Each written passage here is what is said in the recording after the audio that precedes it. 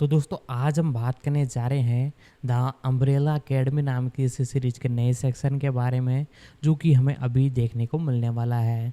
तो पूरी जानकारी मैं इस वीडियो में आपको बताने वाला हूँ, इसके प्री प्रोडक्शन, रिलीजिंग, कास्टिंग के बारे में और कितने एपिसोड हमें देखने को मिल चुके हैं। पूरी जानकारी इस एक तरह से सीरीज के बारे में आपको देने वाला हो।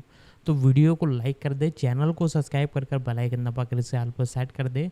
अब हम इसके बारे में जानना चालू करते हैं। बॉर्डरलैंड्स 2024 की अमेरिकी science fiction action comedy film है, जिसका निर्देशन एली रोथ ने किया है, जिन्होंने गियरबॉक्स सॉफ्टवेयर द्वारा विकसित वीडियो गेम श्रृंखला पर आधारित जो क्रॉम्बी के साथ पटकथा लिखी है। Kate Blanchett, Kevin Hart, Jack Black, Edgar Ramirez, Ariana Greenblatt, Florian Munteanu, Gina Gershon और जेमी ली कर्टिस जैसे कलाकारों की टुकड़ी के साथ इसका कथानक लिलिथ ब्लैंचेट का अनुसरण करता है, जो एक कुख्यात डाकू है जो उस स्थान पर लौटती है जहां वह बरी हुई थी और ब्रह्मांड में सबसे शक्तिशाली व्यक्ति की लापता बेटी को खोजने के लिए मिसफिट की एक टीम के साथ गठबंधन करती है। अगस्त 2015 में वीडियो गेम श्रृंखला के एक फिल्म रूपांतरण की घोषणा की गई, जिसमें लायंसगेट ने एरी और एवी अराद के साथ इस परियोजना को विकसित किया और लेह व्हानेल ने इसे निर्देशित करने के लिए बातचीत की। फरवरी 2020 तक एरिक फीग एक निर्माता के रूप में शामिल हो गए और रोथ को क्रेग माजिन द्वारा एक पटकथा से फिल्म का निर्देशन करने के लिए जोड़ा गया। मई 2020 से अप्रैल 2021 तक कास्टिंग हुई, जिसमें ब्लैंचेट को पहले कास्ट किया गया और अगले साल अन्य को जोड़ा गया। मुख्य फोटोग्राफी अप्रैल 2021 में बुडापेस्ट, हंगरी में कोविड-19 महामारी के दौरान शुरू हुई और जून में लपेटी गई। रोथ की थैंक्सगिविंग 2023 के लिए प्रतिबद्धताओं के कारण टिम मिलर द्वारा निर्देशित 2023 की शुरुआत में 2 सप्ताह के रीशूट हुए।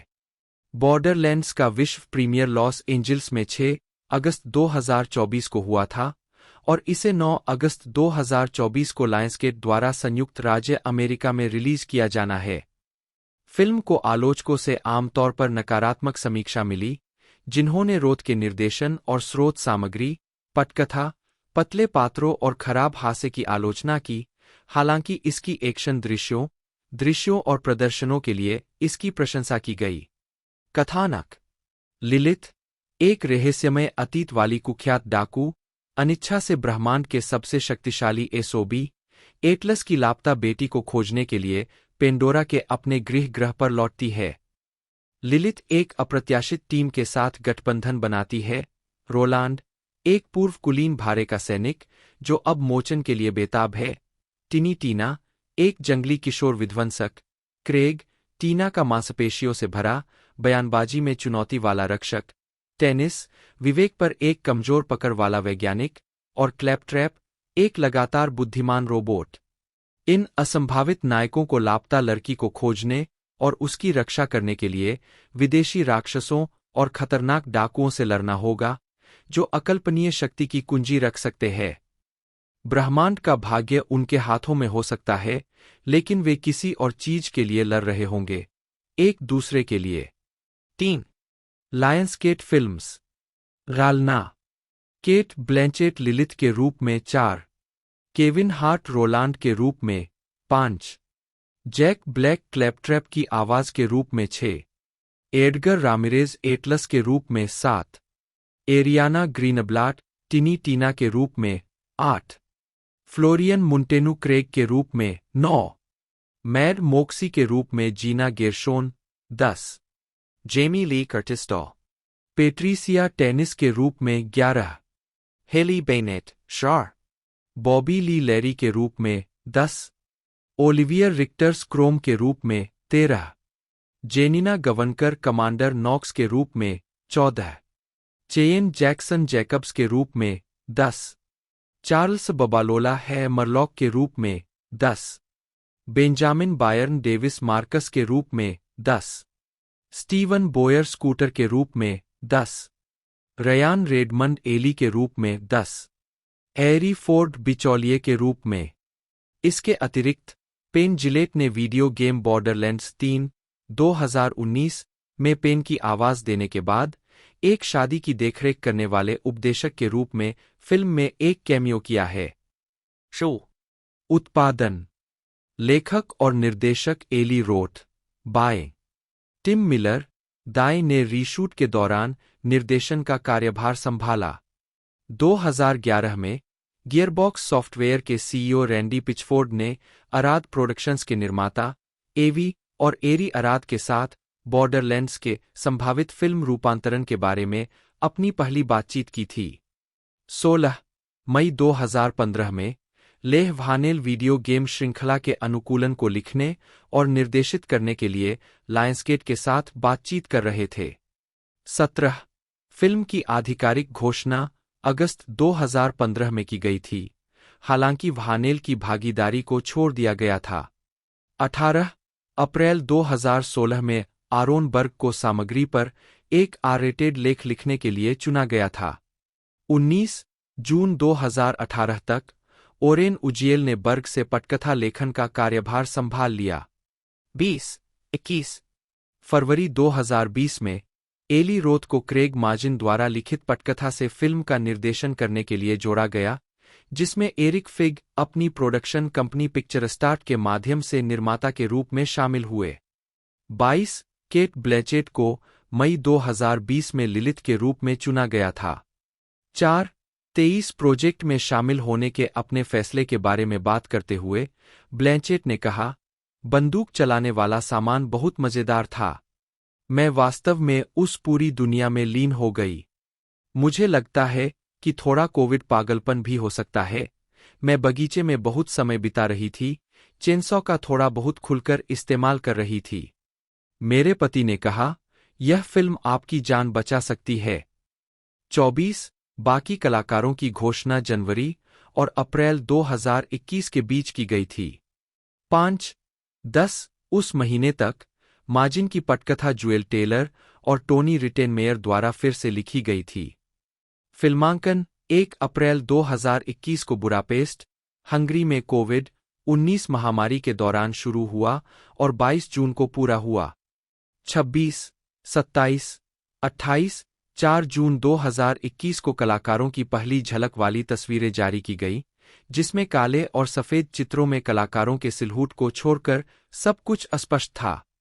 29 जनवरी 2023 में यह घोषणा की गई कि रोथ की थैंक्सगिविंग 2023 के प्रति प्रतिबद्धताओं के कारण फिल्म टिम मिलर द्वारा निर्देशित 2 सप्ताह के रीशूट से गुजरेगी।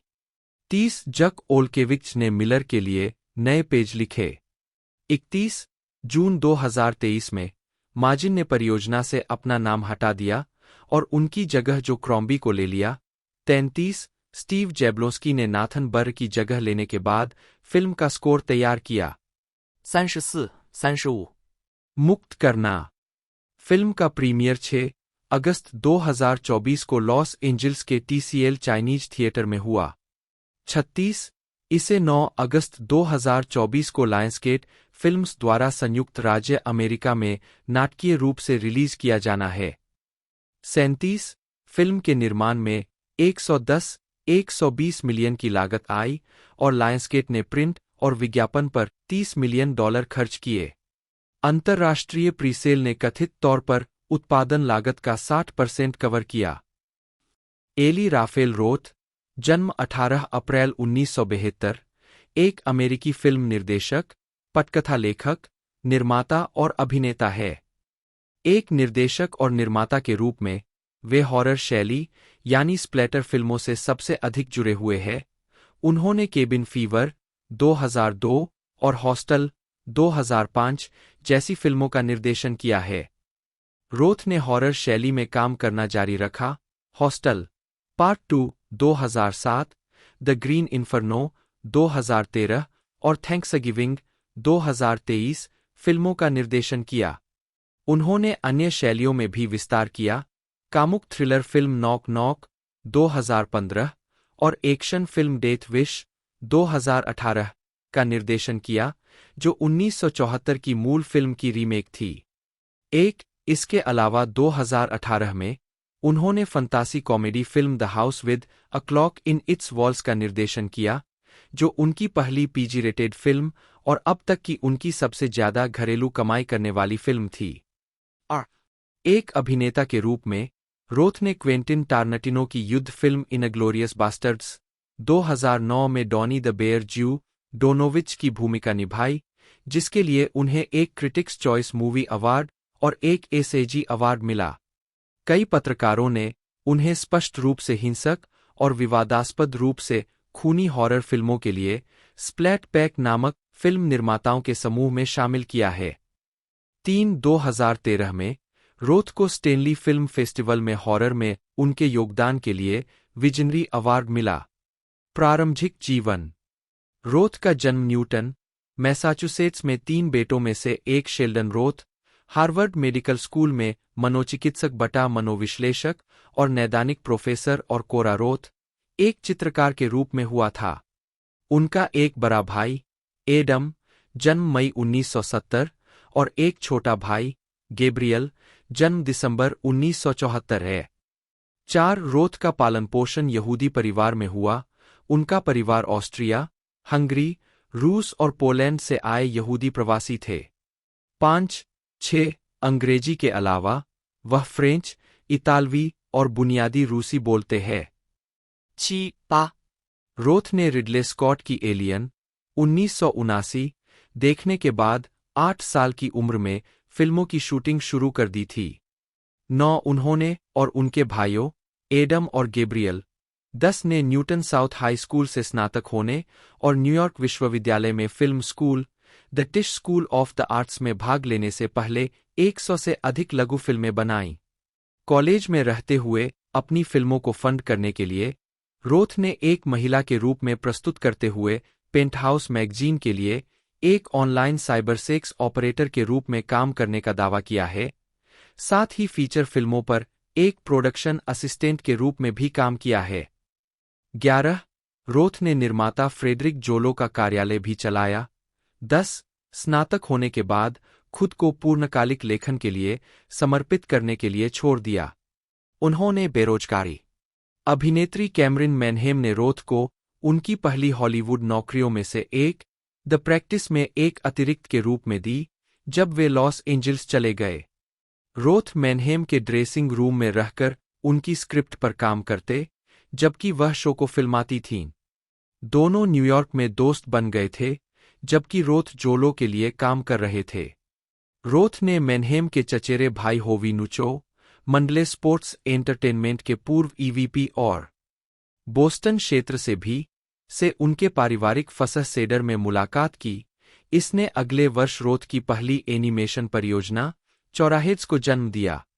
रोथ ने मैनहेम के साथ द एक्स्ट्रा नामक एक प्रोजेक्ट का सहलेखन भी किया। 12 जिन्होंने बाद में निर्माता और फॉक्स स्टूडियो के पूर्व सीईओ और अध्यक्ष बिल मैकेनिक की पैंडेमोनियम कंपनी को पिच बेच दी। फिल्मी करियर। एनवायू फिल्म स्कूल में रोथ ने रेस्तरां डॉग्स नामक एक छात्र फिल्म लिखी और निर्देशित की, जो क्वेंटिन टारनटिनो की रिजर्वायर डॉग्स को श्रद्धांजलि थी। फिल्म को 1995 में स्टूडेंट एकेडमी अवार्ड के लिए नामांकित किया गया था, जिसने अंततः अपने डिवीजन 3 को जीत लिया। उद्धरण की आवश्यकता। फ्रेडरिक जोलो के साथ अपनी इंटर्नशिप के दौरान रोथ डेविड लिंच से मिले और वर्षों तक संपर्क में रहे। अंततः 1990 के दशक के अंत में अपनी नवोदित वेबसाइट के साथ लिंच के लिए सामग्री तैयार की। 12 लिंच के माध्यम से रोथ की मुलाकात फिल्म और टीवी संगीतकार एंजेलो बेरलामेंटी से हुई, जिनके संगीत का इस्तेमाल उन्होंने अपनी पहली फीचर फिल्म में किया। उन्होंने विशेष प्रभाव कंपनी KNB EFX के एक सदस्य से भी मुलाकात की, जिसने उनकी पहली फीचर फिल्म में योगदान दिया। 1999 में रोथ लॉस एंजल्स चले गए, जहां उन्होंने मंडले स्पोर्ट्स एंटरटेनमेंट के लिए चौराहेड्स नामक एनिमेटेड शॉर्ट्स की एक श्रृंखला के लिए लेखन, निर्देशन, संपादन, निर्माण, एनिमेशन और आवाजें प्रदान कीं। उन्हें WCW Monday nitro pro wrestling मैचों के बीच दिखाया जाना था, लेकिन उन्हें वास्तव में कभी प्रसारित नहीं किया गया। उद्धरण वांछित। रोथ के दोस्त नोआह बेल्सन ने शॉर्ट्स का सहलेखन किया और अन्य पात्रों की आवाजें प्रदान कीं। 13. 2000 के मध्य में 5 मिनट के पायलट को देने के लिए वेबसाइट Z.com से वित्तपोषण के साथ रोथ ने द रॉटन फ्रूट नामक स्टॉप मोशन शॉर्ट्स की एक श्रृंखला लिखी, निर्देशित, एनिमेटेड और निर्मित की। 12 कई एपिसोड होने के बाद कंपनी बंद हो गई और इसका डोमेन नाम निसान ने अपनी Z स्पोर्ट्स कार के लिए उठा लिया। द रॉटन फ्रूट के लिए रोथ के काम का एक हिस्सा बरबैंक के स्नेक पिट स्टूडियो में miniature set, posable clay, foam figure, 2 high end digital still camera और मैकिन्टोश कंप्यूटर की एक जोड़ी के साथ किया गया था। नूह बेल्सन ने सहलेखन किया और चरित्र आवाजें निभाईं। केबिन बुखार। रोथ ने अपने कॉलेज के रूममेट रैंडी पर्लस्टीन के साथ मिलकर केबिन फीवर लिखा था। उन्होंने 1991 में आइसलैंड में एक पारिवारिक मित्र के खेत में टट्टू की सवारी करते समय रोथ के त्वचा संक्रमण के अनुभव पर आधारित कहानी लिखी थी। 14 इसका अधिकांश भाग 1996 में लिखा गया था, जबकि रोथ हॉवर्ड स्टर्न की फिल्म प्राइवेट पार्ट्स के लिए प्रोडक्शन असिस्टेंट के रूप में काम कर रहे थे। केबिन फीवर का निर्माण 2001 में निजी निवेशकों से जुटाए गए $1.5 मिलियन के बजट पर किया गया था। 15 यह फिल्म 2002 के टोरंटो अंतर्राष्ट्रीय फिल्म महोत्सव में लायंसगेट को $3.5 मिलियन में बेची गई थी, जो उस वर्ष के महोत्सव की सबसे बड़ी बिक्री थी। 2003 में रिलीज हुई, यह लायंसगेट की साल की सबसे ज्यादा कमाई करने वाली फिल्म थी, जिसने यूएस बॉक्स ऑफिस पर $22 मिलियन और दुनिया भर में $35 मिलियन की कमाई की थी। फिल्म रिलीज होने के बाद लायंसगेट का शेयर $1.98 प्रति शेयर से बढ़कर लगभग $6 प्रति शेयर हो गया। कंपनी ने अपने नए मूल्यवान स्टॉक का इस्तेमाल आर्टिसन एंटरटेनमेंट को खरीदने के लिए किया। 16 बेहतर स्रोत की आवश्यकता। केबिन फीवर ने रोथ को हॉरर शैली में स्टार बना दिया। 2004 के प्रीमियर मैगजीन के एक साक्षात्कार में क्वेंटिन टारनटिनो ने इसे सर्वश्रेष्ठ नई अमेरिकी फिल्म कहा। 17 केबिन फीवर का छात्रावास। 2005 में रोथ की दूसरी फीचर फिल्म हॉस्टल सिर्फ $4 मिलियन में बनी थी। जनवरी 2006 में इसने बॉक्स ऑफिस पर नंबर 1 की शुरुआत की और अपने पहले सप्ताहांत में $20 मिलियन कमाए। 19-20 फिल्म ने बॉक्स ऑफिस पर दुनिया भर में $80 मिलियन और डीवीडी पर $180 मिलियन से ज्यादा की कमाई की। हालांकि कहानी स्लोवाकिया में सेट है, लेकिन सभी बाहरी दृश्यों की शूटिंग चेक गणराज्य में की गई थी। फिल्म में 3 दोस्तों को एक छात्रावास में जाने के लिए लुभाया जाता है, जहां उन्हें लगता है कि उनकी यौन कल्पनाएं सच होंगी। इसके बजाय वे एक अंतर्राष्ट्रीय सिंडिकेट के चंगुल में पड़ जाते हैं, जो अमीर, क्रूर पर्यटकों को प्रत्यक्ष यातना और हत्या के अनुभव प्रदान करता है। फिल्म को ब्रावो टीवी के 30 और भी डरावने मूवी मोमेंट्स में नंबर 1 का दर्जा दिया गया था। 21 और एम्पायर मैगजीन के पाठकों ने हॉस्टल को 2007 की सर्वश्रेष्ठ हॉरर फिल्म के रूप में वोट दिया। आशार रोथ ने कथित तौर पर हॉस्टल बनाने के लिए स्टूडियो निर्देशन की नौकरियों को ठुकरा दिया। उन्होंने बजट को यथासंभव कम रखने के लिए केवल $10,000 का निर्देशन वेतन लिया, ताकि इसकी हिंसा पर कोई सीमा निर्धारित न हो। जनवरी 2006 में न्यूयॉर्क पत्रिका में फिल्म समीक्षक डेविड एडेलस्टीन ने रोथ को हॉरर सबजेनर टॉर्चर पोर्न या गोर्नो बनाने का श्रेय दिया, जिसमें यौन क्रिया की तरह दर्शकों को उत्तेजित करने के लिए अत्यधिक हिंसा का उपयोग किया गया। 2007 में रोथ ने ग्रिंडहाउस के लिए थैंक्सगिविंग नामक नकली ट्रेलर सेगमेंट का निर्देशन और वर्णन किया और डेथ प्रूफ में दिखाई दिए, जो कि टारनटिनो की फिल्म का सेगमेंट है। रोथ और सहलेखक जेफ रेंडेल ने ग्रिंडहाउस में अपने काम के लिए सर्वश्रेष्ठ स्क्रीनप्ले के लिए 2007 स्पाइक टीवी स्क्रीन अवार्ड जीता। Tarantino, Robert Rodriguez, Rob Zombie और एडगर राइट के साथ सम्मान साझा किया। 24 जनवरी 2023 में यह घोषणा की गई कि रोथ थैंक्सगिविंग का एक फीचर लेंथ फिल्म संस्करण विकसित कर रहे हैं। 25 छात्रावास भाग 2 हॉस्टल 2006 के प्रेस टूर के दौरान रोम में रग्गेरो देवदातो के साथ एली रोथ। हॉस्टल पार्ट 2 जून 2007 में $8.2 मिलियन के साथ छठे स्थान पर खुला। इसने यूएस थिएटरों में $17.6 मिलियन की कमाई की। 10.2 मिलियन की लागत वाली इस फिल्म ने दुनिया भर के थिएटरों में $35 मिलियन और डीवीडी और पे टेलीविजन पर $50 मिलियन कमाए। 26. लायंसगेट ने कम कमाई का श्रेय गर्मियों में रिलीज को दिया, जो कि Shrek the Third, Pirates of the Caribbean, 8 World's End और ओशंस 13 जैसी ब्लॉकबस्टर फिल्मों के विपरीत है। साथ ही फिल्म के वर्कप्रिंट को रिलीज से पहले ऑनलाइन लीक कर दिया गया था। हॉस्टल 2 के रिलीज होने के दिन करीब 2 मिलियन अवैध वर्कप्रिंट डाउनलोड ट्रैक किए गए थे। मुझे नहीं पता कि यह अब तक की सबसे ज्यादा डाउनलोड की गई फिल्म थी या नहीं, लेकिन ऐसी ट्रैकिंग सेवाएं है जो ट्रैक करती है कि कौन सी फिल्में डाउनलोड की जा रही है। और हॉस्टल 2 की एक कॉपी रिलीज से पहले ही लीक हो गई और उनके पास वह थी। यह लाखों करोड़ों हिट्स की तरह थी। न केवल इसे डाउनलोड किया गया, बल्कि जिन देशों में इसे डाउनलोड किया गया, जैसे मेक्सिको और ब्राजील, वहां इसकी प्रतियां सड़क पर लगभग 1 पैसे में बिक रही थीं। आप मेक्सिको सिटी में हॉस्टल 2 को 1/4 में खरीद सकते थे। नतीजतन, बहुत से देशों में जहां पायरेसी बहुत ज्यादा थी, उन्होंने इसे रिलीज ही नहीं किया। 27. हॉस्टल पार्ट 2 को 6 स्पाइक टीवी स्क्रीम अवार्ड्स के लिए नामांकित किया गया था, जिसमें सर्वश्रेष्ठ हॉरर फिल्म और सर्वश्रेष्ठ निर्देशक शामिल थे।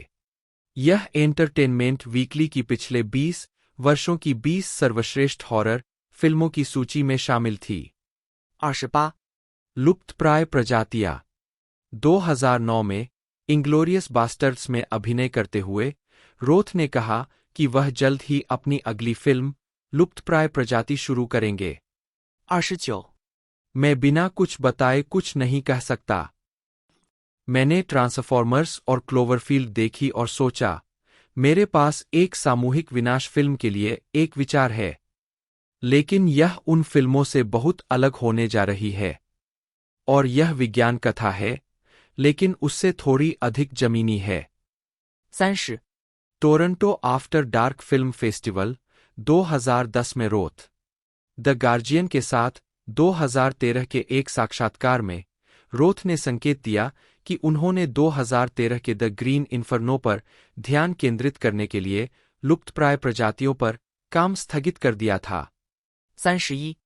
ग्रीन इन्फर्नो रोथ ने नरभक्षी horror film the green inferno 2013 का निर्देशन किया, जो कुख्यात कैनिबल होलोकॉस्ट जैसी मोंडो हॉरर फिल्मों के उनके प्यार से प्रेरित थी। 32. ग्रीन इन्फर्नो की आलोचना स्वदेशी लोगों को नरभक्षी के रूप में चित्रित करने के लिए की गई थी और इसे पीपुल्स वर्ल्ड द्वारा नस्लवादी फिल्म निर्माण में एक नया निचला स्तर के रूप में वर्णित किया गया था। 33. मरने की इच्छा रोथ की 2018 की फिल्म डेथ विश की रीमेक ने बॉक्स ऑफिस पर $13 मिलियन की कमाई की। यह फिल्म एक ट्रॉमा सर्जन के इर्दगिर्द केंद्रित है, जो अपने परिवार पर हमला होने के बाद सतर्कतावाद की ओर मुड़ जाता है। फिल्म को आलोचकों द्वारा बंदूक समर्थक प्रचार के रूप में आलोचना की गई थी और स्टोनमैन डगलस हाई स्कूल की शूटिंग के मद्देनजर गलत समय पर बनाया गया था। 34. रोथ ने फिल्म का बचाव करते हुए कहा कि यह फिल्म बंदूक समर्थक नहीं है और वह चाहते थे कि फिल्म परिवार पर ध्यान केंद्रित करे, अपने परिवार की रक्षा करे और अपने परिवार के लिए न्याय की मांग करे। 35. अन्य परियोजनाएं पतली परत 2002 में रोथ ने बच्चों द्वारा बनाई गई readers of the lost arc की शॉट फॉर शॉट रीमेक को हैरी नोल्स और स्टीवन स्पीलबर्ग दोनों के ध्यान में लाया। उनके पास वर्षों से उनके वीडियो संग्रह में एक प्रति थी और उन्होंने इसे दिसंबर में नोल्स के बटन बेथॉन फिल्म महोत्सव में दिखाया। प्रतिक्रिया इतनी अच्छी थी कि रोथ स्पीलबर्ग को देने के लिए ड्रीमवर्क्स में अपनी पहली बैठक में टेप ले गए। एक कार्यकारी ने अगले हफ्ते फोन किया और कहा कि स्पीलबर्ग को यह पसंद आया है और वह फिल्म निर्माताओं से संपर्क करना चाहते हैं। रोथ उनसे कभी नहीं मिले थे, लेकिन उन्होंने क्रेडिट में हर नाम को गूगल पर खोजा जब तक कि उन्हें छायाकार जेसन लैम्ब नहीं मिला। 3 फिल्म निर्माता लैम्ब, क्रिस स्ट्रोम्पोलिस और एरिक जाला, एक पूर्व एक्टिविजन कर्मचारी। रोथ को लगा कि उनकी फिल्म इतनी दमदार है कि उन्हें यह सुनिश्चित करने के लिए हर संभव प्रयास करना होगा कि प्रशंसक इसे देखें। उन्होंने मई 2008 में ग्राउमैन के चीनी थिएटर में इसके प्रीमियर पर इसे पेश किया। यह टेप पहली बार नोल्स को दिए जाने के 5.5 साल बाद था। जल्द ही तीनों दोस्त फिर से मिल गए और चैरिटी स्क्रीनिंग करते हुए दुनिया भर में दौरे करने लगे। Roth spike TV scream awards 2007 में। मार्च 2006 में डायमेंशन फिल्म्स ने स्टीफन किंग की फिल्म सेल के अधिकार खरीदे और रोथ द्वारा निर्देशित एक फिल्म का निर्माण किया। 2009 में किंग ने पटकथा पूरी की और अभिनेता जॉन क्यूसैक और सैमुअल एल जैक्सन इस परियोजना में शामिल हुए। हालांकि रोथ ने निर्देशन नहीं किया। एरिक न्यूमैन और स्ट्राइक निर्माता मार्क अब्राहम के साथ अपनी कंपनी आर्केड के माध्यम से 36 रोथ ने horror film the last exorcism का निर्माण किया, मूल रूप से कॉटन शीर्षक, जिसे डैनियल स्टैम ने निर्देशित किया था। 37 दिसंबर 2009 में पूरा हुआ और फरवरी 2010 में इसका नाम बदला गया। द लास्ट एक्सॉर्सिज्म 38 के निर्माण में $1.5 मिलियन की लागत आई। इसने यूएस में $20 मिलियन से अधिक की बिक्री की और कनाडा और यूके में नंबर 1 ओपनिंग स्पॉट अर्जित किए। फिल्म ने खुद की कीमत चुकाई थी जब शूटिंग शुरू होने से पहले। कुछ विदेशी क्षेत्रों में अधिकार बेचे गए थे। इसने संयुक्त राज्य अमेरिका में $40 मिलियन से अधिक और दुनिया भर में $70 मिलियन की कमाई की। 39. रोथ ने ट्रेलर ट्रैश बनाने की बात की है, जो नकली ट्रेलरों का एक और संकलन है। उन्होंने कहा, ट्रेलर ट्रैश एक हॉरर फिल्म नहीं है, यह एक कॉमेडी है। यह बहुत ही आर-रेटेड और पूरी तरह से पागलपन वाली होगी और मैं इसे माइक फ्लेस के साथ मिलकर बना रहा हूं। 40. उन्होंने 2012 की कुंग फू film the man with the iron फिस्ट्स का निर्माण भी किया है, जिसे आरजे डे ने लिखा, निर्देशित और संगीतबद्ध किया है, जो इस फिल्म में भी मुख्य भूमिका में है। रोथ के अनुसार टारनटिनो भी इसमें शामिल है। के साथ एक साक्षात्कार में रोथ ने कहा, इस फिल्म में वह सब कुछ होगा जो मार्शल आर्ट के प्रशंसक चाहते हैं, साथ ही आरजेडे की शानदार संगीत प्रतिभा भी। यह प्रोजेक्ट सालों से उनका सपना रहा है और मैं इसका हिस्सा बनकर रोमांचित हूं। प्रशंसकों को पता होना चाहिए कि हाँ, इसमें खून खराबा होगा। यह कोई PG-13 नहीं है। 41. 42. 2014 में रोथ ने अमेरिकी अलौकिक हॉरर फिल्म क्लाउन का निर्माण किया और फ्राउनी द क्लाउन की छोटी भूमिका निभाई। 43. इसके बाद उन्होंने नॉक नॉक 2015 का निर्देशन किया, जो 1974 में बनी हॉरर फिल्म डेथ गेम की रीमेक थी, जिसमें 2 महिलाएं एक विवाहित पुरुष को बहकाती है और फिर उसके साथ अकल्पनीय काम करती है। कीनू रीव्स ने अभिनय किया और कार्यकारी निर्माता बने। 44. 2015 में रोथ को सबसे ज्यादा बिकने वाले शार्क उपन्यास Meg, a novel of deep terror के अनुकूलन के निर्देशक के रूप में घोषित किया गया था, जिसे अंततः द मेग कहा गया। 2016 में यह घोषणा की गई कि उन्होंने रचनात्मक मतभेदों के कारण परियोजना छोड़ दी थी। 45. 2020 में यह घोषणा की गई थी कि रोथ बॉर्डरलैंड गेम्स के एक रूपांतरण का निर्देशन करेंगे, जिसमें क्रेग माजिन रोथ के साथ पटकथा लिखेंगे। 46. 47. Film commentary. रोथ ने अपनी पहली फिल्म निर्देशित करने से 4 साल पहले ट्रॉमा की 1997 की DVD release blood sucking freaks के लिए एक ऑडियो कमेंट्री रिकॉर्ड की थी, जिसे ब्लड एंड गट्स एक्सपर्ट के नाम से जाना जाता है।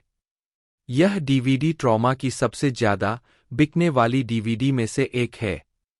रोथ हॉरर फिल्म वितरकों ग्रिंडहाउस रिलीजिंग बटा बॉक्स ऑफिस स्पेक्टेक्यूलर के लिए डीवीडी, एक्स्ट्रा सामग्री, लाइनर नोट्स, वीडियो कमेंट्री में लगातार योगदान करता है, विशेष रूप से उनकी दो पसंदीदा फिल्मों जुआन पिकर सिमोन के पीसेज और लुसियो फुल्सी की कैट इन द ब्रेन की उत्तरी अमेरिकी डीवीडी रिलीज के लिए। 48、49、50。 अभिनय। रोथ ने 1998 में अपने पेशेवर अभिनय करियर की शुरुआत की और वे अपनी बनाई फिल्मों में भूमिका निभाने के लिए जाने जाते हैं। रोथ की अब तक की सबसे उल्लेखनीय भूमिका 2009 की Quentin Tarantino film Inglourious Basterds में हिंसक बोसोनियन सैनिक डॉनी द बियर ज्यू डोनोविच की भूमिका है। 2007 की फिल्म ग्रिंडहाउस डेथ प्रूफ के क्वेंटिन टारनटिनो के हिस्से में रोथ की भूमिका इसलिए आई क्योंकि टारनटिनो कैबिन फीवर में जस्टिन के रूप में रोथ के संक्षिप्त हिस्से से प्रभावित थे। रोथ, जिन्होंने प्राग में हॉस्टल पार्ट 2 का प्री प्रोडक्शन छोड़ दिया और टेक्सास चिली पार्लर में दृश्य फिल्माने के लिए ऑस्टिन, टेक्सास चले गए, ने कहा कि टारनटिनो के लिए एक अभिनेता के रूप में काम करना निर्देशन में मास्टर क्लास लेने जैसा है।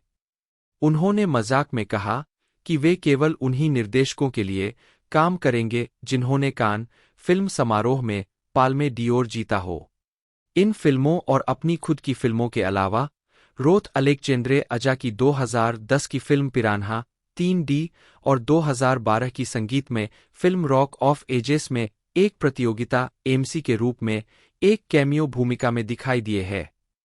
51 रोथ कई परियोजनाओं में भी दिखाई दिए हैं, जिन्हें डेविड लिंच ने अपनी वेबसाइट davidlynch.com के लिए निर्देशित किया था। टेलीविजन में काम।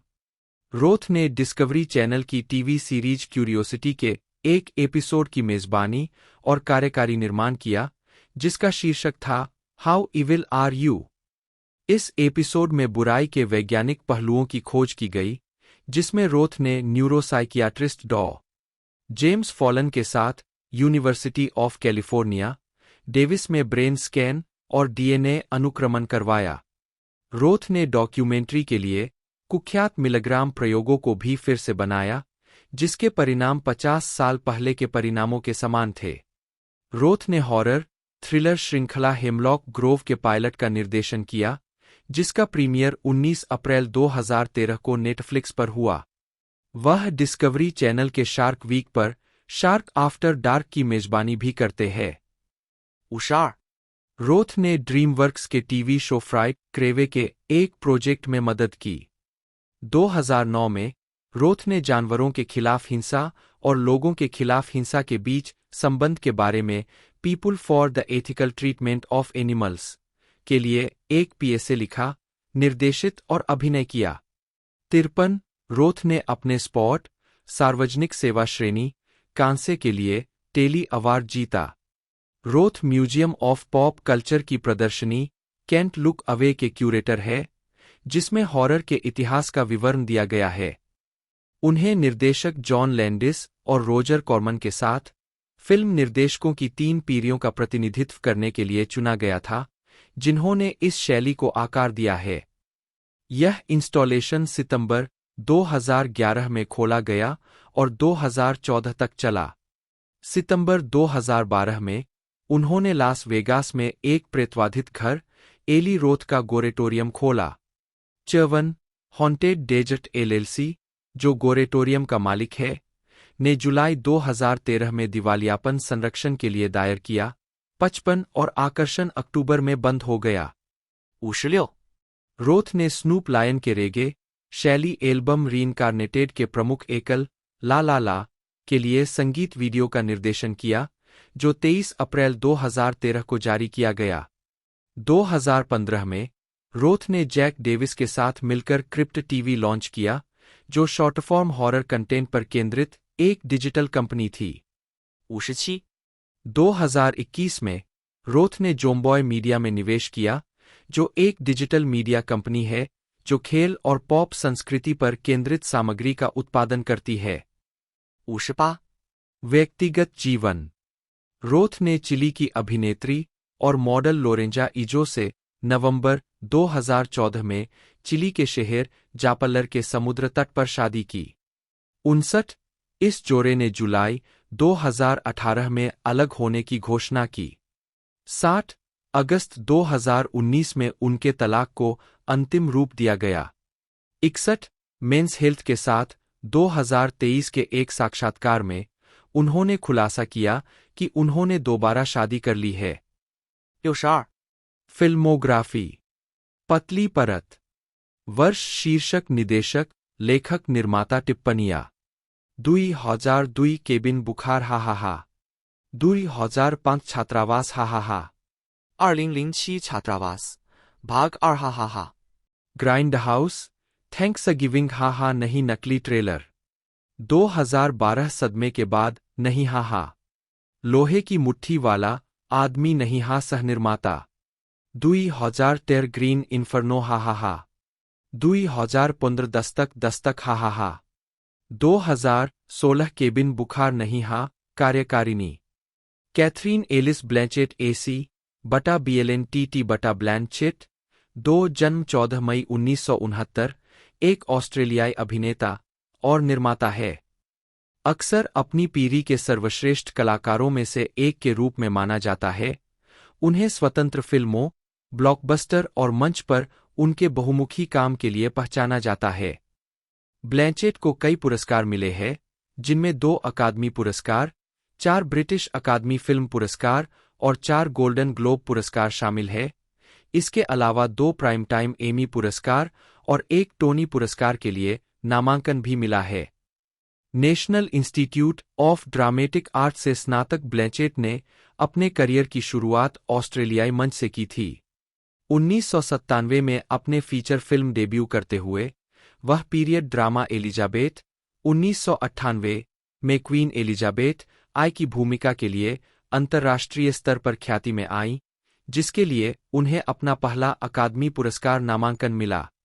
बायोपिक द एविएटर 2004 में कैथरीन हेपबर्न की भूमिका के लिए उन्हें सर्वश्रेष्ठ सहायक अभिनेत्री का अकादमी पुरस्कार मिला। बाद में उन्होंने कॉमेडी ड्रामा ब्लू जैस्मीन 2013 में एक विक्षिप्त पूर्व सोशलाइट की भूमिका निभाने के लिए सर्वश्रेष्ठ अभिनेत्री का अकादमी पुरस्कार जीता। ब्लैंचेट की अन्य ऑस्कर नामांकित भूमिकाएं notes on a scandal 2006, I'm not there 2007, Elizabeth the golden age उनकी सबसे बड़ी व्यावसायिक सफलताओं में the lord of the rings trilogy 2001 से 2003, Indiana Jones and the kingdom of the crystal school 2008, the curious case of Benjamin Button 2008, Cinderella 2015, Thor Ragnarok 2017, Ocean's 8 2018 और don't look up 2021 शामिल है। ब्लैंचेट ने 20 से अधिक स्टेज प्रस्तुतियों में प्रदर्शन किया है। वह और उनके पति एंड्रयू अपटन 2008 से 2013 तक सिडनी थिएटर कंपनी के कलात्मक निर्देशक थे। इस अवधि के दौरान उनकी कुछ स्टेज भूमिकाएं a streetcar named desire, uncle Vanya, big and little और द मेड्स के प्रशंसित पुनरुद्धार में थीं। उन्होंने 2017 में द प्रेजेंट में अपना ब्रॉडवे डेब्यू किया, जिसके लिए उन्हें प्ले में सर्वश्रेष्ठ अभिनेत्री के लिए टोनी अवार्ड के लिए नामांकन मिला। उन्हें period drama mini series Mrs America 2020 में फिलिस श्लाफली के रूप में निर्माण और अभिनय के लिए 2 एमी अवार्ड नामांकन भी मिले हैं। ब्लैंचेट कई मानद पुरस्कारों की प्राप्तकर्ता है। ऑस्ट्रेलियाई सरकार ने उन्हें 2001 में शताब्दी पदक से सम्मानित किया और उन्हें 2017 में companion of the order of Australia नियुक्त किया गया। 2012 में उन्हें फ्रांसीसी सरकार द्वारा chevalier of the order of arts and letters नियुक्त किया गया था। 2015 में उन्हें म्यूजियम ऑफ मॉडर्न आर्ट द्वारा सम्मानित किया गया और उन्हें ब्रिटिश फिल्म इंस्टीट्यूट फेलोशिप मिली। ब्लैंचेट को न्यू साउथ वेल्स विश्वविद्यालय, सिडनी विश्वविद्यालय और मैक्वेरी विश्वविद्यालय से डॉक्टरेट की मानद उपाधि मिली है। टाइम ने उन्हें 2007 में दुनिया के 100 सबसे प्रभावशाली लोगों में से एक नामित किया। 2018 में उन्हें दुनिया की सबसे अधिक कमाई करने वाली अभिनेत्रियों में स्थान दिया गया। प्रारंभिक जीवन और शिक्षा। केंसिंगटन, न्यू साउथ वेल्स में national institute of dramatic art, जहां ब्लैंचेट ने अध्ययन किया। कैथरीन एलिस ब्लैंचेट का जन्म 14 मई 1969 को मेलबर्न के उपनगर इवानहो में हुआ था। 5-6 उनकी ऑस्ट्रेलियाई मां, जून नी गैम्बल। 7 एक प्रॉपर्टी डेवलपर और शिक्षिका थीं, और उनके अमेरिकी पिता, रॉबर्ट डेविड ब्लैंचेट जूनियर, जो टेक्सास के मूल निवासी थे, एक संयुक्त राज्य अमेरिका की नौसेना के चीफ पेटी ऑफिसर थे, जो एक विज्ञापन कार्यकारी बन गए। 8, 9, 10 उनकी मुलाकात तब हुई जब मेलबर्न में रॉबर्ट का जहाज टूट गया।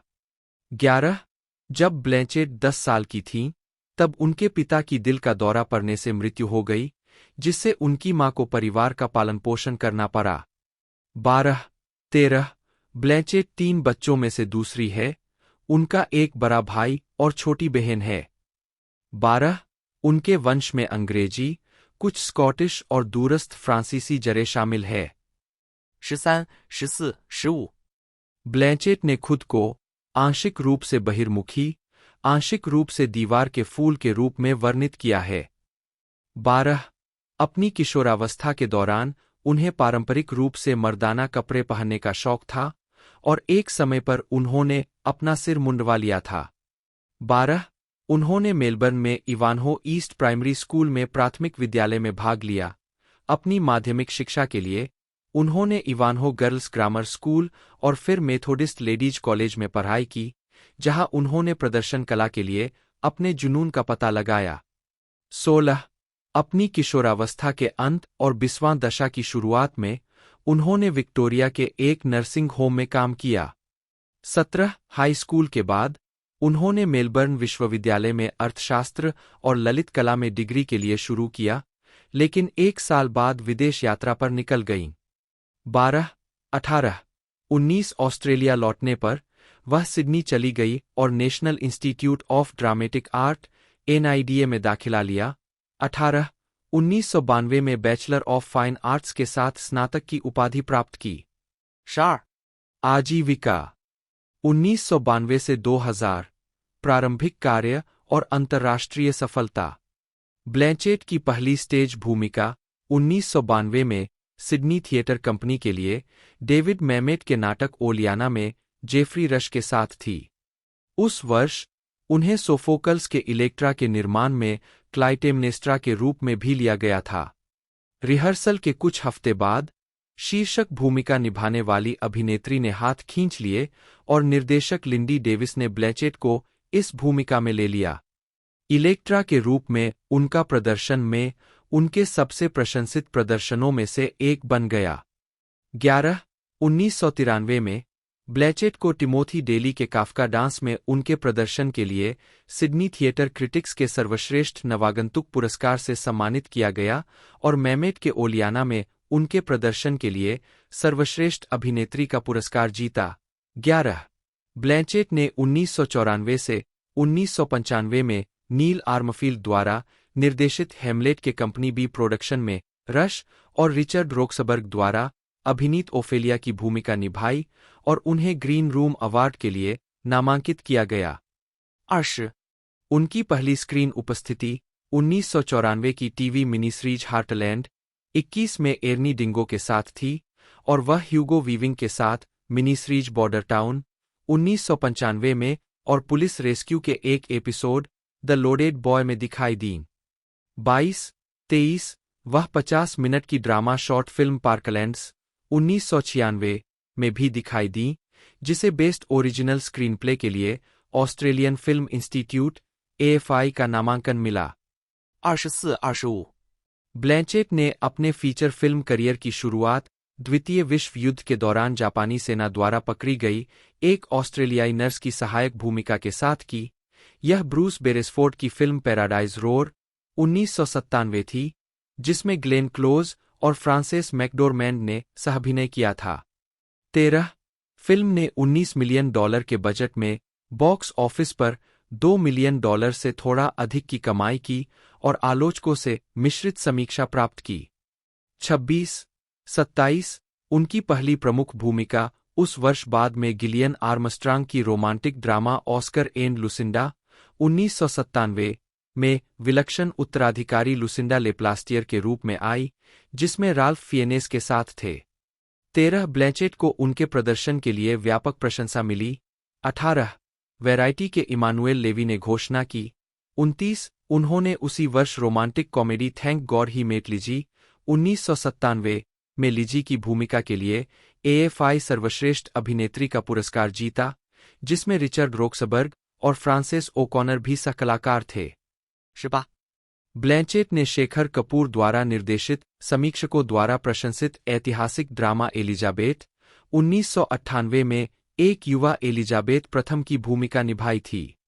इस फिल्म ने उन्हें अंतर्राष्ट्रीय स्तर पर ख्याति दिलाई, जिससे उन्हें गोल्डन ग्लोब पुरस्कार और ब्रिटिश अकादमी पुरस्कार बाफ्टा मिला, और उन्हें पहली बार सर्वश्रेष्ठ अभिनेत्री के लिए स्क्रीन एक्टर्स गिल्ड SAG और अकादमी पुरस्कार के लिए नामांकन मिला। 11 20 वैरायटी के लिए अपनी समीक्षा में आलोचक डेविड रूनी ने उनके प्रदर्शन के बारे में लिखा। ब्लैंचेट ने अनुग्रह, संतुलन और बुद्धिमत्ता के साथ यह बताया कि एलिजाबेथ एक चतुर, निर्णायक, उन्नत विचारक थी, जो किसी भी पुरुष के सामने झुकने के लिए अपनी असाधारण प्रकृति से बहुत अधिक वाकिफ थी। वह एक रसदार चरित्र का निर्माण लगभग अगोचर रूप से एक स्मार्ट लेकिन सतर्क युवा महिला से करती है, जो अपने सिर से ऊपर हो सकती है, अपने स्वयं के आविष्कार के एक शक्तिशाली प्राणी में।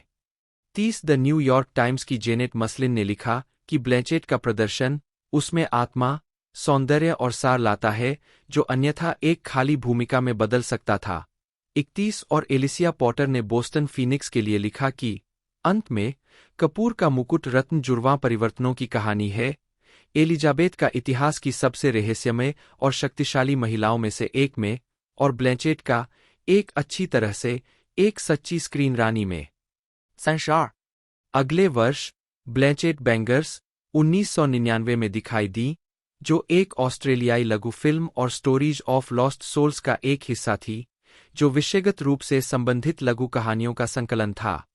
लघु फिल्म उनके पति एंड्रयू अपटन ने लिखी और निर्देशित की थी, और ब्लैंचेट और अपटन ने इसका निर्माण किया था। 33 34 वह माइक न्यूवेल की कॉमेडी पुशिंग टिन 1999 में भी दिखाई दी, जिसमें उनके अभिनय की आलोचकों ने काफी सराहना की। 18 और समीक्षकों द्वारा प्रशंसित और आर्थिक रूप से सफल film the talented mister Ripley 1999 में Matt Damon, Gwyneth Paltrow, Jude Law और फिलिप सीमोर हॉफमैन के साथ। द टैलेंटेड मिस्टर रिप्ले में मेरेडिथ लोगू के रूप में उनके प्रदर्शन के लिए उन्हें अपना दूसरा बाफ्टा नामांकन मिला। 13. 2001 से 2007 the lord of the rings और स्थापित अभिनेता। ब्लैंचेट पीटर जैक्सन की ब्लॉकबस्टर त्रयी the lord of the rings में दिखाई दी। तीनों फिल्मों में उन्होंने एल्फ नेता गैलाड्रिल की भूमिका निभाई। 13 त्रयी एक प्रमुख आलोचनात्मक और वित्तीय सफलता थी, जिसने दुनिया भर में बॉक्स ऑफिस पर $2.981 बिलियन की कमाई की। 35, 36, 37 और तीनों फिल्मों को बाद में 2012 में अमेरिकी पत्रिका वायर द्वारा किए गए एक सर्वेक्षण में सभी समय की शीर्ष 10 महानतम फंतासी फिल्मों में स्थान दिया गया। 38 the lord of the rings के अलावा 2001 में ब्लैंचेट ने ड्रामा चार्लोट ग्रे और द शिपिंग न्यूज और अमेरिकी अपराध कॉमेडी बैंडिट्स में कई भूमिकाओं के साथ अपने पोर्टफोलियो में विविधता लाई, जिसके लिए उन्होंने दूसरा गोल्डन ग्लोब और SAG पुरस्कार नामांकन अर्जित किया। 39 बैंडिट्स ने ब्लैंचेट के कॉमेडी शैली में पहला उल्लेखनीय प्रयास किया, जिसमें BBC के बेन फॉक ने उन्हें और सहकलाकार बिली बॉब थॉर्नटन को हास्य कलाकार के रूप में एक वास्तविक खोज घोषित किया और 2 भागे हुए अपराधियों के बीच फंसी एक असंतुष्ट गृहिणी के रूप में उनके प्रदर्शन को अनियंत्रित, हालांकि निर्विवाद रूप से सेक्सी कहा। 40. 2002 में ब्लैंचेट ने टॉम टिकवर निर्देशित हेवन में जियोवानी रिब्सी के साथ अभिनय किया, जो प्रशंसित लेखक निर्देशक क्रिस्टोफ कीस्लोवस्की की अधूरी त्रयी की पहली फिल्म थी। 20, 41 आतंकवाद के एक हताश कृत्य को अंजाम देने वाली एक दुखी महिला के रूप में फिल्म में उनके अभिनय की बहुत प्रशंसा हुई। द न्यूयॉर्क टाइम्स के स्टीफन होल्डन ने इसे उनके करियर का सबसे सम्मोहक स्क्रीन प्रदर्शन कहा और आगे कहा, हालांकि सुश्री ब्लैंचेट के चेहरे पर हमेशा एक चंचल तरलता के साथ भावना दर्ज होती है, हेवन में उनके द्वारा व्यक्त की गई भावना की तात्कालिकता आश्चर्यजनक है। 42 2003 में ब्लैंचेट ने फिर से कई तरह की भूमिकाएं निभाईं। लॉर्ड ऑफ द रिंग्स त्रयी की तीसरी और अंतिम किस्त जिम जारमुश की कॉफी एंड सिगरेट्स में 2 भूमिकाएं, दोनों खुद के खिलाफ, निभाईं, जिसके लिए उन्हें सर्वश्रेष्ठ सहायक महिला के लिए इंडिपेंडेंट स्पिरिट अवार्ड का नामांकन मिला। 44 और जीवनी पर आधारित वेरोनिका ग्यूरिन, जिसने उन्हें golden globe best actress drama नामांकन दिलाया। 20 2004 में ब्लैंचेट ने वेस एंडरसन की the life aquatic with Steve Zissou में एक गर्भवती पत्रकार की भूमिका निभाई, जो एक विलक्षण समुद्र विज्ञानी द्वारा पानी के नीचे की यात्रा का वर्णन करती है। ब्लैंचेट ने 2005 में मार्टिन स्कॉर्सेसे की द एविएटर, 2004 में कैथरीन हेपबर्न की बहुप्रशंसित भूमिका के लिए सर्वश्रेष्ठ सहायक अभिनेत्री का पहला अकादमी पुरस्कार जीता। 45 इसने ब्लैंचेट को इतिहास में पहला अभिनेता बना दिया जिसने एक अन्य अकादमी पुरस्कार विजेता अभिनेता की भूमिका निभाने के लिए अकादमी पुरस्कार जीता। 46 उन्होंने अपना Oscar statue Australian centre for the moving image को उधार दिया। 47 न्यूज़वीक के लिए अपनी समीक्षा में डेविड एंसेन ने लिखा कि ब्लैंचेट ने हेपबर्न को होंठस्मैकिंग जीवंतता के साथ चित्रित किया। 48 और रोजर एबर्ट ने प्रदर्शन की सराहना करते हुए इसे रमणीय और फिर भी दिल को छू लेने वाला, व्यवहार कुशल और टॉम्बॉयिश बताया। 4-9 भूमिका के लिए अपनी तैयारी के दौरान 50 ब्लैंचेट ने इस तरह के एक प्रतिष्ठित स्टार को चित्रित करने की जिम्मेदारी के बारे में बात करते हुए कहा, केट को उसी माध्यम फिल्म में प्रस्तुत करना जिसमें वह मौजूद थी बहुत कठिन था, लेकिन क्योंकि वह बहुत निजी थी और बहुत कम लोग वास्तव में उसे जानते थे, हम मूल रूप से हेपबर्न को उनकी फिल्मों के माध्यम से जानते हैं। इसलिए निश्चित रूप से आपको उसे निभाते समय उसके स्क्रीन व्यक्तित्व को ध्यान में रखना होगा। 50 उस वर्ष ब्लैंचेट ने ऑस्ट्रेलियाई फिल्म लिटिल फिश 2005 में ट्रेसी हार्ट, एक पूर्व हीरोइन की लत के रूप में अपने प्रदर्शन के लिए ऑस्ट्रेलियाई फिल्म संस्थान का सर्वश्रेष्ठ अभिनेत्री का पुरस्कार भी जीता, जिसे उनके और उनके पति की प्रोडक्शन कंपनी डर्टी फिल्म्स द्वारा सहनिर्मित किया गया था। 33 हालांकि उनकी कुछ अन्य फिल्मों की तुलना में वैश्विक स्तर पर कम जाना जाता है, शांत और संवेदनशील। 51 लिटिल फिश को ब्लैंचेट के मूल ऑस्ट्रेलिया में काफी आलोचनात्मक प्रशंसा मिली। ब्लैंचेट 2007 बर्लिन अंतर्राष्ट्रीय फिल्म महोत्सव में द गुड जर्मन के लिए एक कार्यक्रम में भाग लेते हुए 2006 में ब्लैंचेट ने रोबिन नेविन द्वारा निर्देशित हेडा गैबलर के सिडनी थिएटर कंपनी प्रोडक्शन में ब्रुकलिन एकेडमी ऑफ म्यूजिक में हेडा गैबलर का किरदार निभाया था। 54 इसके बाद उन्होंने एलेजांद्रो गोंजालेज इनारिटू की बहुभाषी बहुकथात्मक ड्रामा बेबेल में ब्रैड पिट के साथ अभिनय किया, जिसमें उन्होंने एक शोकग्रस्त जोड़े के आधे हिस्से की भूमिका निभाई जो मोरक्को में एक अंतर्राष्ट्रीय घटना में फंस जाते हैं। बेबेल को 7 अकादमी पुरस्कार नामांकन मिले। 55 उन्होंने स्टीवन सोडरबर्ग की द्वितीय विश्व युग की ड्रामा द गुड जर्मन में जॉर्ज क्लूनी के साथ और डेम जूडी डेंच के साथ प्रशंसित मनोवैज्ञानिक thriller notes on a scandal में भी सहअभिनय किया। 18-20 ब्लैंचेट को बाद की फिल्म में उनके प्रदर्शन के लिए तीसरा अकादमी पुरस्कार नामांकन मिला। 56 जहां उन्होंने एक अकेली शिक्षिका का किरदार निभाया है जो 15 वर्षीय छात्र के साथ संबंध बनाती है और डेंच द्वारा निभाई गई एक बड़ी उम्र की महिला के लिए जुनून की वस्तु बन जाती है। ब्लैंचेट और डेंच दोनों के अभिनय को बहुत सराहा गया। द गार्जियन में पीटर ब्रैडशॉ ने लिखा, निर्देशक रिचर्ड आयरे ने बिना किसी दिखावटी अधिकार के डेंच और ब्लैंचेट से सर्वश्रेष्ठ प्राप्त किया और बड़ी चतुराई से इन दोनों अभिनेताओं से सभी छोटे तनाव और खींच साथ ही साथ उनके दुखद रूप से भरे रिश्ते में वास्तविक कोमलता को उजागर किया। 57 2007 में ब्लैचेट को टाइम पत्रिका के दुनिया के 100 सबसे प्रभावशाली लोगों में से एक नामित किया गया था। 58 और फोर्ब्स की सेलिब्रिटी 100 सूची में शामिल हुई। 59 उन्होंने एडगर राइट की action comedy film Hot Fuzz 2007 में फोरेंसिक वैज्ञानिक और साइमन पेग के चरित्र की पूर्व प्रेमिका जेनीन के रूप में एक कैमियो किया था। कैमियो को क्रेडिट नहीं दिया गया था और उन्होंने अपनी फीस दान में दे दी थी। 60 उन्होंने शेखर कपूर द्वारा निर्देशित 2007 की sequel Elizabeth the golden Age में क्वीन एलिजाबेथ आई के रूप में अपनी भूमिका को दोहराया और टॉड हेन्स की प्रयोगात्मक film I'm not There में बॉब डायलन के 6 अवतारों में से एक जूड क्विन को चित्रित किया। 61, 62, 63, 80वें अकादमी पुरस्कार में ब्लैचेट को 2 नामांकन मिले, एलिजाबेथ द गोल्डन एज के लिए सर्वश्रेष्ठ अभिनेत्री और आई एम नॉट देयर के लिए सर्वश्रेष्ठ सहायक अभिनेत्री, एक भूमिका की पुनरावृत्ति के साथ दूसरा नामांकन प्राप्त करने वाली पहली अभिनेत्री बन गईं।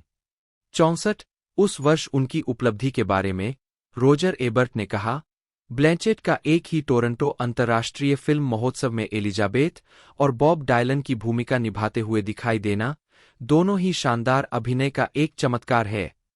65. ब्लैंचेट अगली बार स्टीवन स्पीलबर्ग की Indiana Jones and the kingdom of the crystal school 2008 में खलनायिका KGB agent colonel Dr. Irina Spalko के रूप में दिखाई दीं। 66 फिल्म को आलोचकों और दर्शकों से मिश्रित समीक्षा मिली, लेकिन यह बॉक्स ऑफिस पर एक बड़ी सफलता थी, जिसने दुनिया भर में $790 मिलियन से अधिक की कमाई की। 67 डेविड फिंचर की ऑस्कर नामांकित the curious case of Benjamin button में उन्होंने दूसरी बार ब्रैड पिट के साथ सहअभिनय किया, शीर्षक चरित्र की प्रेमिका डेजी फुलर की भूमिका निभाई। उसी वर्ष ब्लैंचेट ने जुलाई 2008 में रिलीज हुई हयाओ मियाजाकी की पोनियो के अंग्रेजी भाषा संस्करण के लिए ग्रैंडमामेरे के चरित्र को आवाज दी। 68. 2011 सिडनी फिल्म फेस्टिवल में ब्लैंचेट। इसके अलावा 2008 में ब्लैंचेट और उनके पति एंड्रयू अपटन सिडनी थिएटर कंपनी के सह-सीईओ और कलात्मक निदेशक बन गए। 69 ब्लैंचेट ने 2009 में टेनेसी विलियम्स की ए स्ट्रीटकार नेम्ड डिजायर के सिडनी थिएटर कंपनी प्रोडक्शन के साथ थिएटर में अभिनय में वापसी की, जिसका निर्देशन लिव उलमान ने किया था। उन्होंने जोएल एडगर्टन के साथ स्टेनली कोवाल्स्की के रूप में ब्लैंच डुबोइस के रूप में अभिनय किया। उलमान और ब्लैंचेट एक परियोजना पर सहयोग करने का इरादा रखते थे, क्योंकि उलमान की ए डॉल हाउस के फिल्म रूपांतरण की योजना किनारे हो गई थी। ब्लैंचेट ने उलमान को स्ट्रीटकार पर काम करने का प्रस्ताव दिया, जिन्होंने शुरुआती चर्चा के बाद अवसर को लपक लिया। 71 स्ट्रीटकार नेम्ड डिजायर का निर्माण सिडनी से न्यूयॉर्क के ब्रुकलिन एकेडमी ऑफ म्यूजिक और वाशिंगटन डीसी के कैनेडी सेंटर तक गया।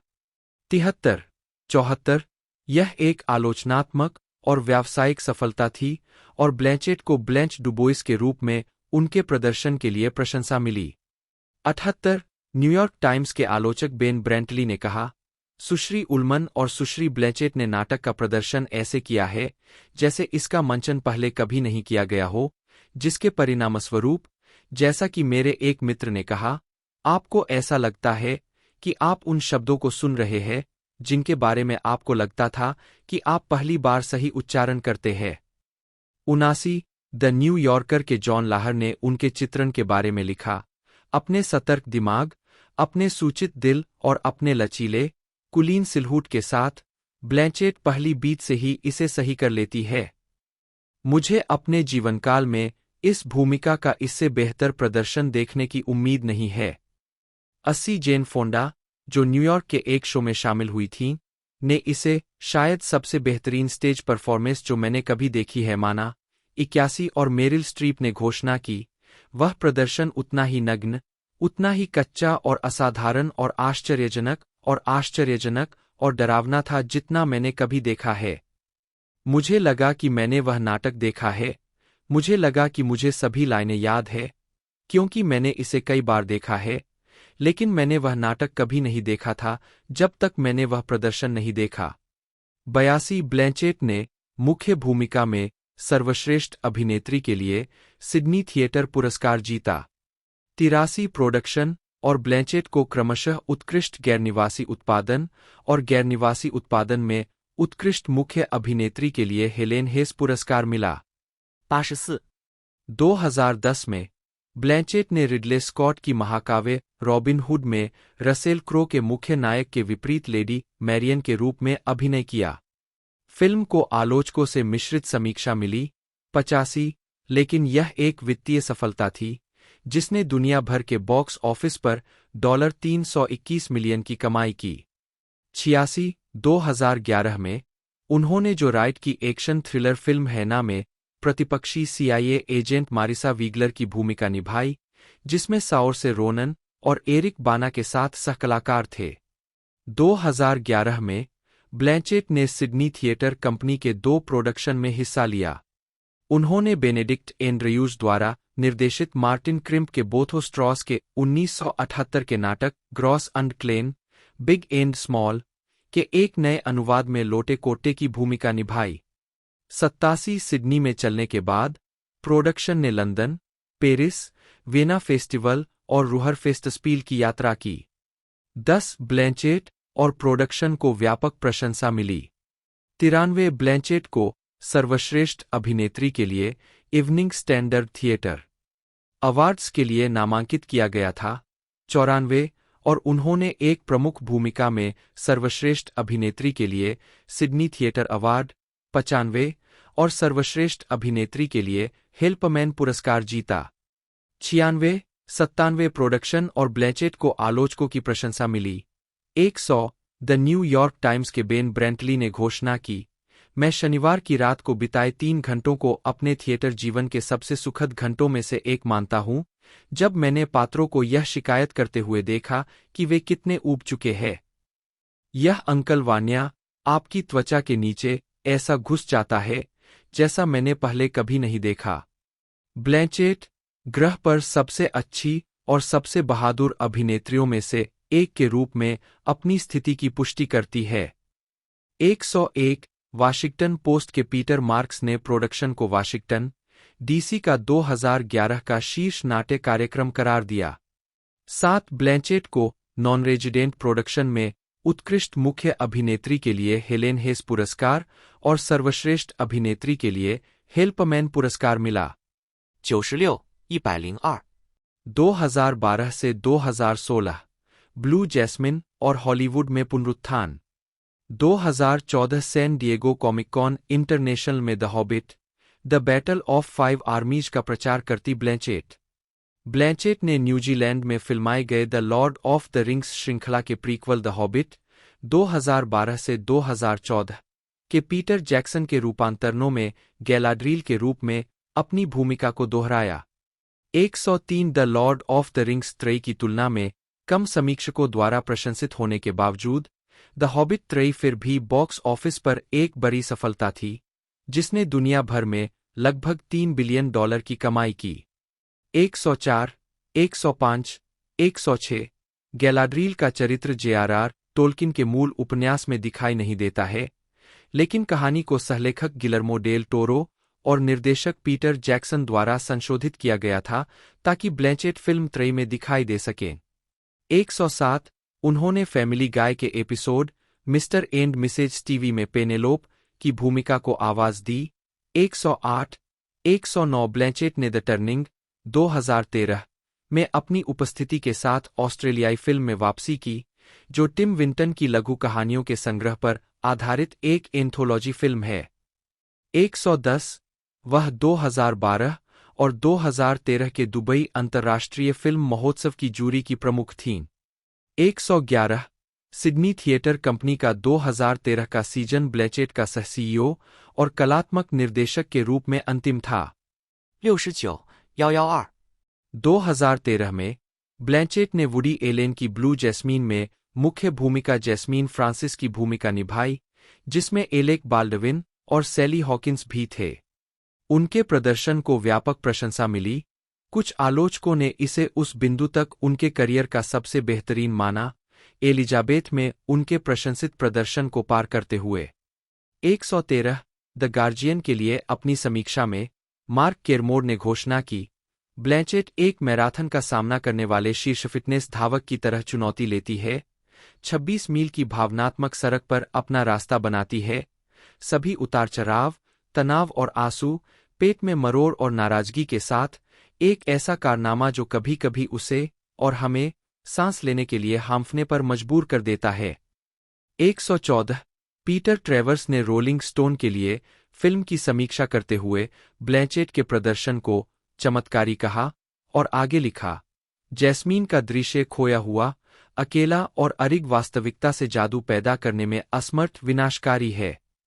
यह ब्लैंचेट की जीत है और इसे मिस नहीं किया जाना चाहिए। 115 इस प्रदर्शन ने उन्हें 40 से अधिक उद्योग और आलोचकों के पुरस्कार जीते, जिनमें पुरस्कार, NYFCC पुरस्कार, NSFC पुरस्कार, क्रिटिक्स च्वाइस पुरस्कार, सांता बारबरा अंतर्राष्ट्रीय फिल्म महोत्सव वर्ष का उत्कृष्ट प्रदर्शन पुरस्कार, सैग पुरस्कार, गोल्डन ग्लोब पुरस्कार, बाफ्टा पुरस्कार, इंडिपेंडेंट फिल्म स्पिरिट पुरस्कार और सर्वश्रेष्ठ अभिनेत्री का अकादमी पुरस्कार शामिल है। 116 ब्लैंचेट की जीत ने उन्हें अभिनय की दोनों श्रेणियों में ऑस्कर जीतने वाली छठी अभिनेत्री बना दिया। एलन की दत्तक पुत्री डायलन फेरो ने एलन के साथ काम करने के लिए ब्लैंचेट और अन्य अभिनेत्रियों की आलोचना की है।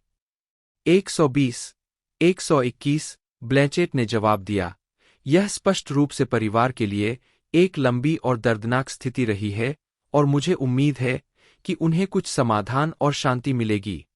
122 मीटू आंदोलन के विषय पर ब्लैंचेट ने कहा कि उन्हें लगता है कि सोशल मीडिया मुद्दों के बारे में जागरूकता बढ़ाने के लिए शानदार है, लेकिन यह जज और जूरी नहीं है और मामलों को अदालत में जाने की जरूरत है, इसलिए यदि ये दुर्व्यवहार हुए हैं तो व्यक्ति पर मुकदमा चलाया जाता है, इसलिए कोई भी व्यक्ति जो मेरे जैसे चमकदार उद्योग में नहीं है, खुद को बचाने के लिए उस कानूनी मिसाल का उपयोग कर सकता है। हमेशा मेरे उद्योग में या किसी अन्य उद्योग में उनका शिकार किया जाता है क्योंकि वे कमजोर है।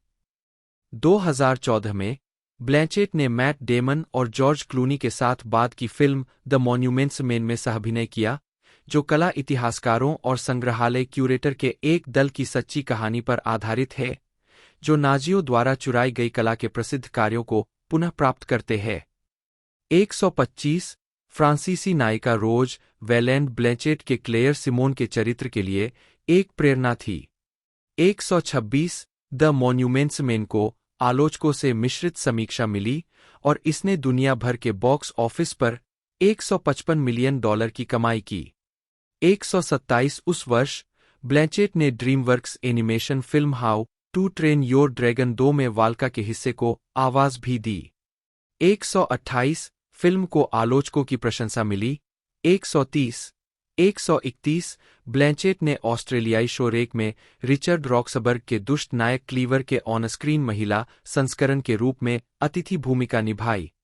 29 जनवरी 2015 को उन्होंने डेबोरा मेलमैन के साथ 4वें ACTA पुरस्कारों की सहमेजबानी की। 133 2015 के कान फिल्म महोत्सव में कैरोल के प्रीमियर में भाग लेती ब्लैंचेट। 2015 में ब्लैंचेट ने 5 फिल्मों में अभिनय किया। उन्होंने टेरेंस मालिक की नाइट ऑफ कप्स में नैन्सी का किरदार निभाया, जिसका प्रीमियर बर्लिन अंतर्राष्ट्रीय फिल्म महोत्सव में हुआ। 134 इंडीवायर ने नाइट ऑफ कप्स में ब्लैंचेट के प्रदर्शन को टेरेंस मालिक की फिल्मों में 15 सर्वश्रेष्ठ प्रदर्शनों में से एक बताया। 135 उन्होंने डिज्नी की केनेथ ब्रानग निर्देशित सिंड्रेला के लाइव एक्शन रूपांतरण में खलनायिका लेडी ट्रेमाइन की भूमिका निभाई, जिसे आलोचकों की प्रशंसा मिली। 137 टाइम पत्रिका के लिए लिखते हुए रिचर्ड कॉलिस ने घोषणा की कि ब्लैंचेट शीर्ष बिलिंग अर्जित करती है, एक ऐसा अभिमान प्रदर्शित करती है जो मनोरंजन करने के साथ साथ सिहरन भी पैदा करता है। प्रदर्शन पैरोडी के बिना शानदार है।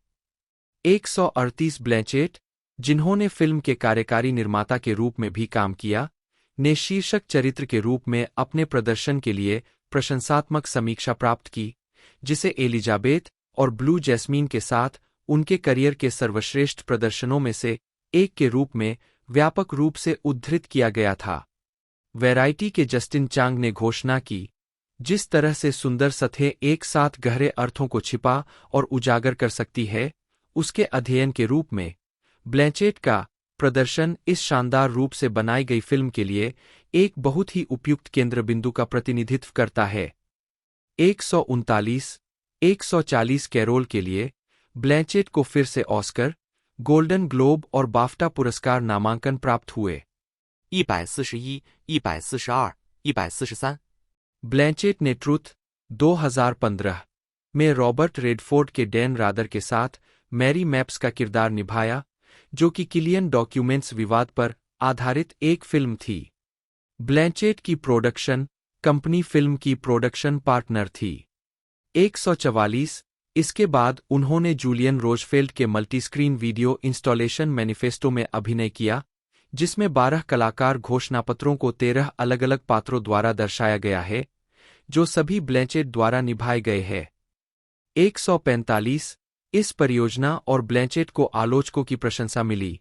146 द न्यूयॉर्क टाइम्स की रॉबर्टा स्मिथ ने कहा, अगर कला जगत ने ऑस्कर दिया, तो केट ब्लैंचेट को मैनिफेस्टो में अभिनीत भूमिकाओं के लिए जीतना चाहिए।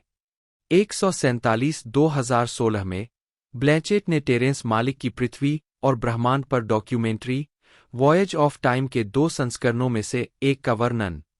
2017 से 2020 ब्रॉडवे डेब्यू और टेलीविजन सफलता। ब्लैंचेट ने सिडनी थिएटर कंपनी के नाटक द प्रेजेंट में अभिनय किया, जो एंड्रयू अपटन का एंटोन चेखव के नाटक प्लाटोनोव का रूपांतरण था, जिसका निर्देशन जॉन क्रॉली ने किया था। 151 इस प्रोडक्शन का प्रीमियर 2015 में सिडनी में हुआ, जिसे आलोचकों की प्रशंसा मिली, और 2017 में इसे ब्रॉडवे में स्थानांतरित कर दिया गया। 152 153 जिसने ब्लैंचेट के ब्रॉडवे डेब्यू को चिह्नित किया। 154 नाटक के ब्रॉडवे रन के दौरान ब्लैंचेट के प्रदर्शन को प्रशंसा मिली। द न्यूयॉर्क टाइम्स के बेन ब्रेंटली ने टिप्पणी की ब्लैंचेट जानती है कि मंच को कैसे संभालना है और यदि आवश्यक हो तो इसे हाईजैक करना है। ऐसा कमांडिंग कुछ भी करने की कोशिश करने वाला करिश्मा तब उपयोगी होता है जब आप एक बुरी तरह से इकट्ठी हुई पार्टी को एक साथ रखने का प्रयास कर रहे हों या उस मामले के लिए नाटक करें। 155 156 अपने काम के लिए ब्लैंचेट को एक नाटक में सर्वश्रेष्ठ अभिनेत्री के लिए टोनी पुरस्कार नामांकन। 157 ड्रामा डेस्क पुरस्कार नामांकन। 158 और विशिष्ट प्रदर्शन पुरस्कार के लिए ड्रामा लीग पुरस्कार नामांकन मिला। 159 2017 में ब्लैंचेट टेरेंस मालिक की सॉन्ग टू सॉन्ग में भी दिखाई दी, जिसे 2012 में नाइट ऑफ कप्स के साथ बैक टू बैक शूट किया गया था। 160 और ताइका वेटिटी द्वारा निर्देशित मार्वल स्टूडियोज की फिल्म थॉर रग्नारोक में मृत्यु की देवी हेला का किरदार निभाया था। 161 थॉर रग्नारोक एक आलोचनात्मक और वित्तीय दोनों तरह से सफल रही, जिसने दुनिया भर के बॉक्स ऑफिस पर $854 मिलियन की कमाई की। 162 2018 में ब्लैंचेट ने ओशंस 11 फ्रेंचाइजी की ऑल फीमेल स्पिन-ऑफ ओशंस 8 में अभिनय किया, जिसका निर्देशन गैरी रॉस ने किया, जिसमें Sandra Bullock, Anne Hathaway, Sarah Paulson, Mindy Kaling, Helena Bonham Carter, Rihanna और अक्वाफिना शामिल थीं। 163 164 165 फिल्म को मुख्य रूप से मिश्रित समीक्षा मिली, लेकिन यह बॉक्स ऑफिस पर सफल रही, जिसने दुनिया भर में $297 मिलियन से अधिक की कमाई की। 166 उन्होंने एली रोथ 167 द्वारा निर्देशित the house with a clock in its walls के फिल्म रूपांतरण में फ्लोरेंस जिमरमैन का किरदार भी निभाया और शैनन एशलिन की पुरस्कार विजेता ऑस्ट्रेलियाई ऐतिहासिक फंतासी फिल्म स्वीट टूथ का वर्णन किया। 168 ब्लैंचेट को 71वें कान फिल्म फेस्टिवल के निर्णायक मंडल का अध्यक्ष नियुक्त किया गया, जो मई 2018 में हुआ था। 169 उस वर्ष फोर्ब्स ने उन्हें $12.5 मिलियन की वार्षिक कमाई के साथ दुनिया की सबसे अधिक कमाई करने वाली अभिनेत्रियों में से एक के रूप में सूचीबद्ध किया था। 170 ब्लैंचेट 2018 कान फिल्म महोत्सव में, जहां उन्होंने जूरी अध्यक्ष के रूप में कार्य किया, ब्लैंचेट ने एंडी सर्किस की द जंगल बुक के Mowgli legend of the jungle 2018 शीर्षक से रूपांतरण में अजगर के महिला संस्करण को चित्रित किया। सर्किस ने फिल्म में मोशन कैप्चर, सीजी एनिमेशन और लाइव एक्शन के मिश्रण का उपयोग किया और की भूमिका लेखक रुडयार्ड किपलिंग की लघु कहानियों में मूल चरित्र के बहुत करीब लिखी गई थी, जो मोगली के लिए एक संरक्षक जैसी आकृति के रूप में है। 171 फिल्म नेटफ्लिक्स पर 2019 में रिलीज हुई थी। 172 उसी वर्ष ब्लैंचेट ने वेयर यू गो बर्नेडेट में अभिनय किया, जो इसी नाम की सबसे अधिक बिकने वाली पुस्तक का रूपांतरण था, जिसे रिचर्ड लिंकलेटर ने निर्देशित किया था। 173 फिल्म को ज्यादातर मिश्रित समीक्षाएं मिली और इसने $18 मिलियन के बजट के मुकाबले बॉक्स ऑफिस पर $10.4 मिलियन कमाए। 174 175 लेकिन शीर्षक चरित्र के रूप में ब्लैंचेट के प्रदर्शन को प्रशंसा मिली। पीट हेमंड ने डेडलाइन के लिए अपनी समीक्षा में लिखा, फिल्म शानदार कैटे ब्लैंचेट के शानदार प्रदर्शन के बावजूद उम्मीदों पर खरी नहीं उतरी, जो स्पष्ट रूप से इस फिल्म को देखने का सबसे अच्छा कारण है। 176 फिल्म में उनके प्रदर्शन के लिए उन्हें 10वां गोल्डन ग्लोब नामांकन मिला। 177 उसी वर्ष उन्होंने how to Train Your dragon the hidden world में वल्का के रूप में अपनी भूमिका दोहराई, जिसे 92वें अकादमी पुरस्कारों में सर्वश्रेष्ठ एनिमेटेड फीचर के लिए नामांकित किया गया था। 178 179 2020 में ब्लैंचेट की डर्टी फिल्म्स प्रोडक्शन कंपनी को फीचर फिल्मों के लिए न्यू रिपब्लिक पिक्चर्स और टेलीविजन के लिए एफएक्स नेटवर्क्स के साथ साइन किया गया था। 180 181 ब्लैंचेट ने 2 मिनी सीरीज में अभिनय करके टेलीविजन पर वापसी की। उन्होंने ऑस्ट्रेलियाई ड्रामा सीरीज स्टेटलेस में सहायक भूमिका निभाई, जो कॉर्नेलिया राउ के विवादास्पद अनिवार्य निरोध मामले से प्रेरित थी। स्टेटलेस को स्क्रीन ऑस्ट्रेलिया द्वारा वित्त पोषित किया गया था और ब्लैंचेट ने श्रृंखला के लिए सहनिर्माता और कार्यकारी निर्माता के रूप में भी काम किया। 182 यह ऑस्ट्रेलियाई सार्वजनिक प्रसारक एबीसी पर प्रसारित हुआ और नेटफ्लिक्स पर अंतर्राष्ट्रीय स्तर पर प्रीमियर हुआ। 183 ब्लैंचेट ने स्टेटलेस के लिए 10वें ACTA अवार्ड्स में 2 पुरस्कार जीते। दोस्तों अब तक इसमें एपिसोडों की बात की जाए तो 4 सेक्शन हमें देखने को मिल चुके हैं और 36 एपिसोड टोटल हमें देखने को मिले हैं, जो कि एक तरह से बहुत ही बढ़िया है।